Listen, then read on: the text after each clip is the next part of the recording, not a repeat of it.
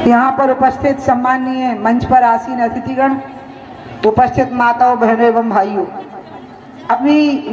अभी तक दक्षिणा में लोग भोजन मांगते हैं, पैसा मांगते हैं। मेहर बाबू ने दक्षिणा में पान के गुटके, तंबाकू के गुटके मांगे और लोगों ने दे दिया। मैं बहुत बहुत अभिनंदन करूंगी कि टोकरी भर गई और जिनने छोड़ दिया उनकी जिंदगी बच गई। मेहर बाबू ने आपको जो अपील करी, आपने दक्षिणा दी, उसमें टोकरियां भर गई और आपकी जिंदगी बच गई। मैं तो आपके बीच में इसलिए आई हूँ, मुझे अभी कुछ दिनों पहले मैं नागपुर आई थी तो सभी लोगों ने मुझे आमंत्रित किया इस कार्यक्रम में आने के लिए। मुझे बहुत खुशी हुई कि ये कार्यक्रम नहीं है, ये एक कोई सोसाइटी या संस्था नहीं है, ये बहुत बड़ा क्रांतिकारी परिवर्तन है, ये बहुत बड़ी क्रांति है समाज में। और ये ऐसी क्रांति हो रही है जो शोर नहीं कर रही है, हल्ला नहीं कर रही है, बहुत प्रचार नहीं कर रही है, लेकिन समाज के परिवर्तन की दिशा में बहुत गहरी जड़ों में जाकर के काम कर रही है। क्योंकि जितना कोई अभियान की जड़ मजबूत होगी, उस अभियान का वृक्ष भी उतने ही देर तक टिकेगा। जो बहुत पब्लिसिटी, हल्ला गुल्ला करते हैं और जड़ें मजबूत नहीं होती, तो हल्का सा एक तूफान का झोंका आता है और सब कुछ नष्ट हो जाता है। मुझे लगता है कि हमारे महापुरुष जूमदेव जी, उनके बारे में मैंने बहुत सारी बातें इकट्ठी की। उनने कितनी शांति से कितने बड़े परिवर्तन का काम कर दिया और ये परिवर्तन आपकी जिंदगी की बिल्कुल दशा और दिशा बदल दिया। मैं तो आपके बीच में इसलिए आई हूँ क्योंकि मुझे शराब से नफरत है और मुझे गंगा जी से प्यार है। मेरे को ये मालूम है कि दुनिया का हर हिंदू मरने से पहले कहता है कि मेरे मुंह में गंगा जल डालो, तो वो गंगा जल का काम मुझे मिला। और एक चीज वो है जिसको मुंह में डालना चाहते हैं लोग और पापों से मुक्ति चाहते हैं, और एक चीज वो है जिसको मुंह में डालने से मर ही जाते हैं, वो है शराब, वो है नशा, वो है दुर्व्यसन। तो मुझे लगा कि हमें भी लोगों को इससे बचाना चाहिए। जो लोगों के मुंह में वो चीज पड़ रही है, शराब के रूप में, नशे के रूप में, व्यसन के रूप में। अब इसमें अंतर क्या है? मेरा ये कहना है कि एक है नशा और दूसरी है शराब। नशा में समाज और सरकार दोनों मिलकर काम कर रहे हैं। सरकारों की भी इच्छा है कि हमारे देश के नौजवान नशा ना करें, और वो प्रोग्राम भी बनाते हैं, पैसा भी देते हैं एनजीओ को, बहुत बहुत रुपया खर्च होता है एनजीओ पर इसके लिए। और समाज भी चाहता है कि लोग नशा ना करें, क्योंकि नशा स्वास्थ्य को चौपट करता है, पैसे को बर्बाद करता है, भविष्य खराब करता है। और दूसरी चीज है शराब। शराब के दो हिस्से हैं, जिसमें समाज की अलग लाइन रहेगी और सरकार की अलग लाइन रहेगी। क्योंकि सरकार शराब को बांटती है, सरकार दुकान का लाइसेंस देती है शराब का। तो मैंने ये कहा है कि नशे में तो सरकार और समाज मिलकर काम करें, लेकिन शराब में पहले सरकार निर्णय ले और फिर समाज उसका साथ दे।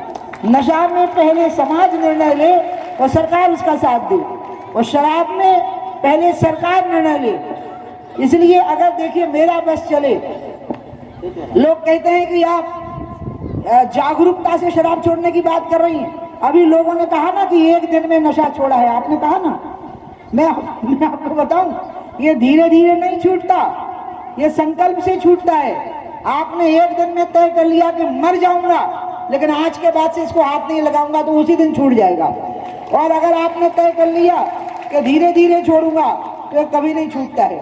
और इसलिए मैं जागरूकता अभियान की हंसी नहीं उड़ा रही हूँ जो सरकारों के पैसे पर चलता है, जो जागरूकता की कैंपेन चलती है एनजीओ के द्वारा, मैं उसका मजाक नहीं बना रही हूँ। लेकिन मैं ये कह रही हूँ कि असल में पहले सरकारों को जागरूक होना है, क्योंकि शराब भी दो प्रकार की है। एक नंबर 1 में बिकने वाली शराब है और एक उसकी आड़ में नंबर 2 में बिकने वाली शराब है। अभी बिहार में 60 से ज्यादा लोग मर गए जहरीली शराब पी करके। तो पूरा शराब माफिया मेरे पीछे पड़ गया कि देखो बिहार में शराब बंदी थी और फिर भी वहां लोग मर गए। तब मैंने उनको बताया कि उत्तर प्रदेश में तो शराब बंदी नहीं है, तो प्रतापगढ़ में लोग क्यों मर गए जहरीली शराब से? मध्य प्रदेश में तो शराब बंदी नहीं है, तो मुरैना में क्यों मर गए लोग जहरीली शराब से? असल में शराब बंदी और नहीं होने का संबंध जहरीली शराब से है ही नहीं। जहरीली शराब तो एक माफिया है पूरे देश में जो चला रहा है जहरीली शराब को, और ये माफिया हर तरह से प्रोटेक्शन प्राप्त किए हुए है, हर तरह से संरक्षण प्राप्त किए हुए है। और इसलिए जब मैं खुद मुख्यमंत्री बनी तो मेरे मन में था, देखिए अगर मेरा बस चलेगा तो मैं धरती से शराब का और नशे का नामो निशान मिटा दूंगी, रहने नहीं दूंगी उसको धरती के ऊपर। जैसे वो जो महिला है वो एक एक ऐसे इशारे से गिरा रही थी, अगर मेरे इशारे से ऐसा गिर जाएगा ना तो मैं जुम दिल से प्रार्थना करूंगी कि मेरी उंगली को वज्र का बना दो, ताकि ऐसी ही उंगली करती जाऊं और शराब भी मिटे और नशा भी मिटे। इसलिए जब मैं बनी तो मुझे लोगों ने समझाया कि आप पहले माफिया खत्म करिए। शराब से उस समय पर रेवेन्यू बहुत कम कलेक्ट होता था। मैं बात कर रही हूँ 20 साल पहले की। मैं 42 साल की उम्र में बन गई थी मुख्यमंत्री। तो उन्होंने कहा कि आप पहले माफिया खत्म करिए, टेंडरिंग की प्रणाली खत्म कर दीजिए, इससे माफिया पनपता है।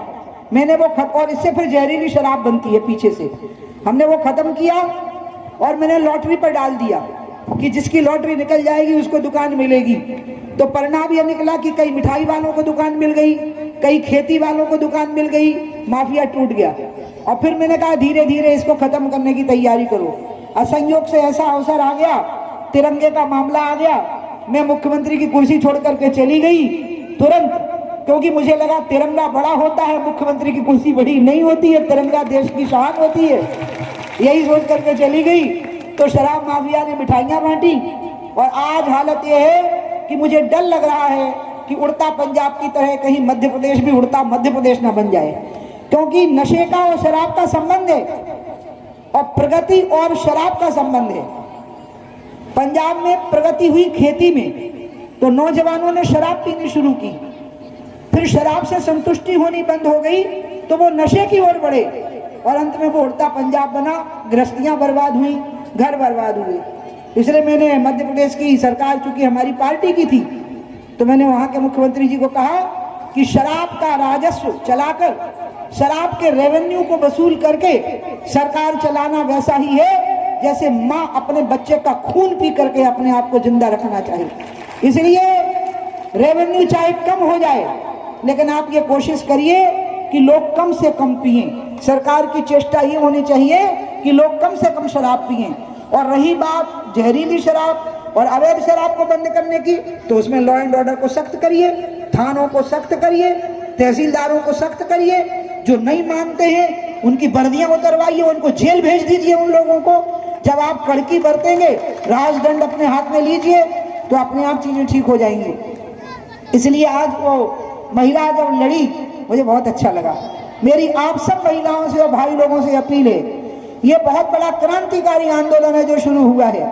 आपने हनुमान जी महाराज को अपना एक इष्ट स्वीकार किया है। हनुमान जी महाराज की विशेषता यही थी कि जब वो लंका गए तो उनने किसी से पूछा थोड़ी, उनको लगा कि गड़बड़ है, तो उनने ये थोड़ी किया कि रामचंद्र जी को टेलीफोन किया कि सर क्या मैं लंका जला सकता हूँ। उनको लगा कि मेरी पूंछ में आग लग गई है तो मैं भी लंका जला करके खाक कर दूंगा, और उनने लंका जला करके खाक कर दी। मैं यहाँ उपस्थित सभी नौजवानों को कहूंगी और माताओं बहनों को कहूंगी कि आप भी हनुमान जी का रूप धारण कर लीजिए, उनका अपने अंदर आवाहन करिए, और अगर ठीक से नहीं माने तो फिर लंकाओं को जलाने की तैयारी करिए जिनने सोने की लंकाएं बना ली।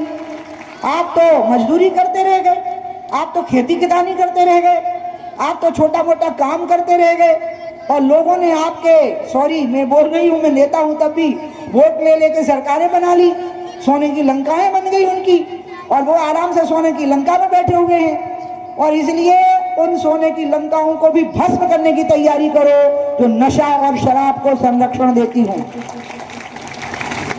बहुत बड़ी ताकत आपके अंदर है।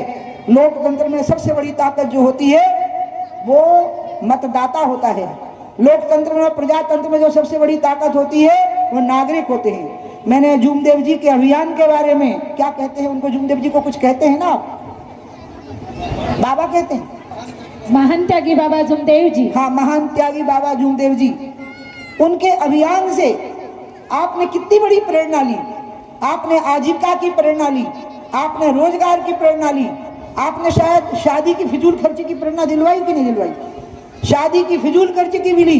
यहाँ जितनी लड़कियां आई हैं, अगर आप महापुरुष बाबा जूमदेव की सच्ची बेटियां हो तो आज मेरे साथ हाथ उठा के प्रतिज्ञा करो कि आप, जो लड़का आपको दहेज में नहीं, शादीशुदा मत करना, दोबारा शादी थोड़ी होनी आपकी जो लड़का आपसे, आपके पिता से दहेज मांगेगा, आप सीधे बोलो कि ये लड़का मेरा नौकर हो सकता है लेकिन मेरा पति नहीं हो सकता है। जो बिकेगा वो गधा या खच्चर हो सकता है लेकिन वो मेरा पति नहीं हो सकता। हाँ, बता रहे हैं हमारे मिहिर भैया कि चल रहा है अभियान। और मैं लड़कों को भी कहूंगी, ऐसा नहीं कि मैं खाली लड़कियों को कह रही हूं, मैं लड़कों को भी कहूंगी, अगर आप महापुरुष बाबा जूमदेव जी के सच्चे अनुयायी हो तो आज मेरे साथ अभी दोनों से हाथ उठवा रहे हैं, मुझे प्रतिज्ञा करो, जिस गली मोहल्ले में आप रहते हो उसमें किसी लड़की के साथ छेड़खानी नहीं होनी चाहिए। ये आपकी जिम्मेवारी है, आपका धर्म है, आपका कर्तव्य है। आप रक्षा करिए उसकी, उस महिला की, उस लड़की की। जिस गली मोहल्ले में एक भी अनुयायी रहता हो बाबा जूमदेव का, उस गली मोहल्ले में महिलाओं को आधी रात को 12 बजे भी सुरक्षित निर्भय होकर के विचरण करना चाहिए। आपको ऐसी स्थिति अपने समाज की और अपने आसपास की बनानी है। और लड़कियों को मैं कहूंगी, अपने माँ बाप को कहो कि अगर आपके पास पैसा है तो हमें पढ़ा दो, हम डॉक्टर बनेंगे, हम इंजीनियर बनेंगे, हम आईएएस बनेंगे, हम आईपीएस बनेंगे।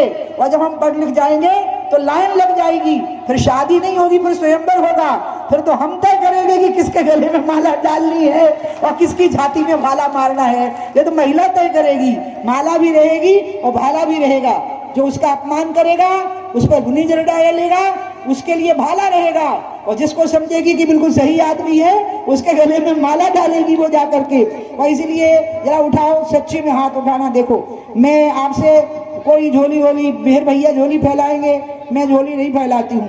मैं तो एक जमाने की आदत है मेरे को पंच मार देने की। तो इसलिए जरा मेरे साथ हाथ उठाओ वो लड़के जो गली मोहल्लों में रहते हैं, कि हमारे गली मोहल्लों की बहनों बेटियां बाबा जूमदेव के हम सच्ची अनुयायी हैं, तो हमारी उपस्थिति के कारण उस गली मोहल्ले में उनका अपमान नहीं हो सकता। उठाओ जरा मेरे साथ हाथ, जवान हाथ उठा, जवान बुढ़े सगड़े। अब लड़कियां जरा मेरे साथ में हाथ उठाएं जो शादी नहीं की हैं। हाँ हाँ, जो शादी नहीं की है वो लड़कियां जरा उठाओ हाथ। जो दहेज मांगेगा उससे शादी नहीं करेंगी, माता पिता से पैसा मांग लेंगी कि आप दीजिए और हमें पढ़ा दीजिए। और एक साथ सब महिलाएं हाथ उठाओ कि हम अपने आत्मसम्मान की रक्षा करेंगी। और इस मामले में माताएं भी सब बेटियों के साथ, अपनी बेटियों के साथ रहेंगी। इस मामले में माँ अपनी बेटी का साथ देगी कि जो अपमान मैंने झेला बेटा वो तेरे को नहीं झेलना पड़ेगा। ये माओं को भी अपनी बेटियों का साथ देना पड़ेगा। और एक बात और मैंने सुनी है इस अभियान के बारे में, मुझे लोकेश ने बताया, हमारे लोकेश लिल्लारे मेरे छोटे भाई, मेरा बेटा जैसा है, अभी मैं उसी के यहाँ से आ रही हूँ। वो बोलना नहीं चाहता था, भाषण नहीं करना चाहता था। मैंने कहा ना ना तुम बोलो, इसलिए उसने बोला है। उसने बताया स्वरोजगार की भी बातें आप सिखा रहे हैं, रोजगार की भी बातें आप सिखा रहे हैं, सेल्फ एम्प्लॉयमेंट की बातें सिखा रहे हैं। ये बहुत जरूरी है। मैं आपको कहना चाहती हूँ, देश में आरक्षण रहना चाहिए, एसटी, एससी और ओबीसी का आरक्षण रहना चाहिए। जितना है उससे घटना नहीं चाहिए, उसको किसी भी कीमत पर घटने नहीं देंगे, चाहे जान की बाजी लगा देंगे। लेकिन उसके साथ हमें ये भी ध्यान रखना है कि नौजवान रोजगारों की क्रांति खड़ी करें, अपने पांव पर खड़े हों स्वरोजगार के जरिए, और 10 और लोगों को रोजगार देने का काम करें। ये याद रखो सारे नौजवानों और सारी लड़कियां, मैं तो लड़कियों को भी कहती हूँ अपने पांव पर खड़ी हो। अगर भगवान मेरे सामने आ गए और अगर भगवान ने कहा उमा भारती तुम एक वरदान मांग लो और दूसरा नहीं मांग पाओगी, तो आप जानती हो मैं क्या मांगूंगी? मैं मांगूंगी, हे भगवान ऐसा वरदान दे दो कि दुनिया की किसी भी स्त्री को पैसे के लिए पुरुष के सामने हाथ ना फैलाना पड़े, ऐसा वरदान मुझे दे दो सब स्त्रियों को। अब आप ये नहीं समझना कि मैं आपकी घर गृहस्थी खराब कर रही हूँ, नहीं, आपकी घर गृहस्थी खराब नहीं कर रही हूँ। जो महिलाएं अपने पांव पर खड़ी होती हैं, वो भी अच्छी पत्नी होती हैं, अच्छी माँ होती हैं, अच्छी बहन होती हैं, अच्छी बेटी होती हैं। और इसलिए मैं आप सबको ये कहूंगी, वो एक कविता मैंने सुनी थी, अबला जीवन हाय तुम्हारी यही कहानी, आंचल में है दूध और आंख में पानी। हे नारी, तेरी तो यही कहानी है कि तेरी आंख में पानी है और तेरे आंचल में दूध है। लेकिन मुझे लगा कि नहीं, एक और कविता लिखनी चाहिए, तो मैंने 2 लाइनें बनाई, वो मैं महिलाओं को सुनाई देती हूँ। पुरानी वाली है ये तो कविता। वो कवि बेचारा अपने घर में रोती हुई महिलाओं को देखता होगा, इसलिए उसने कविता लिखी कि अबला जीवन हाय तुम्हारी यही कहानी, आंचल में है दूध और आंख में पानी। फिर मैंने लिखा कि करो नया संकल्प, अभी तुम गढ़ लो नई कहानी, या तो जीजाबाई बनना या बनना झांसी की रानी। हाथ में तलवार भी रहेगी और पीठ पर कर्तव्य भी बना होगा। रानी लक्ष्मीबाई के हाथ में तलवार भी थी और पीठ में जिम्मेवारी भी बनी हुई थी। महिलाएं अपनी जिम्मेवारी से वंचित नहीं होंगी, आप चिंता मत करिए, और वो अपनी जिम्मेवारी को ठीक से निभाएंगी, चाहे वो किसी भी पद पर रहे, किसी भी पोस्ट पर रहे। बोलो, निभाएंगी कि नहीं निभाएंगी? आपने निभाया कि नहीं निभाया? बड़े बड़े पद पोस्ट पर रहकर भी अपनी पत्नी की इज्जत करी कि नहीं करी? अपनी माँ की इज्जत करी कि नहीं करी? अपनी बहन और बेटी की इज्जत करी कि नहीं करी? तो क्यों घबराते हो? वो अपने पांव पर खड़ी हो जाएंगी तो वो भी ऐसे ही करेंगी जैसे आपने किया है। आप अपने आप को याद करो, आप कितने बड़े पद पर पहुंच गए हो, लेकिन माँ के चरणों की धूल ली है कि नहीं ली है? बेटी को गोद में खिलाया है कि नहीं खिलाया है? पत्नी की तरफ कोई आंख